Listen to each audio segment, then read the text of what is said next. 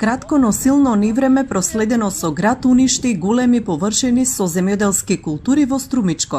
Во шок се земјоделците кои сведочеле како градот поголем од јадри ореви им ги уништува посевите на отворено, но и најлонските фолии, а ги зафатело и културите засадени под пластениците.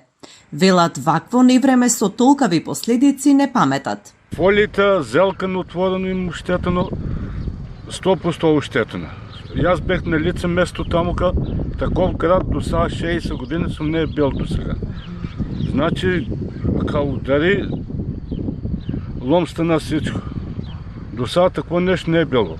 Најломо, тавано шо дупло најломо, натра преку него, одгора преку дупло најломо, френката уштетена, доле подземната има и френка. Именно 10 до 15 минути. И това беше страшна работа. Што најмногу имате штета? Најмногу штета од најлоното, сукин, од градушката, зелката. И се што е на отворено? И се што е на отворено, се е уштетено. Нема ништо здраво. 20.000 евра сме уштетени. Може и повеќе, ама груба проценка 20.000 евра лично. И јас сум толку уштетен. За 10 минути.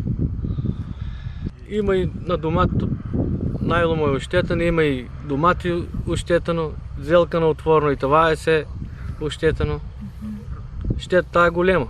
Денеска полето е необично живо, земјоделците си ги проценуваат штетите, но и се обидуваат да ги заштитат културите под уништените пластеници. Се носат нови пластични фолии, заштитни мрежи. Невремето им отвори дополнителна работа на градинарите. Најголеми штети од невремето во Струмичко има во село Пиперево и делови од селата Сарај, Василево, но и Хамзали. Нестабилното време во регионот се очекува да продолжи и следните денови, зашто и струмичките пожарникари упатија апели до граѓаните, доколку има појава на електрични празнења, да избегнуваат престој на отворени места или осамени дрвја.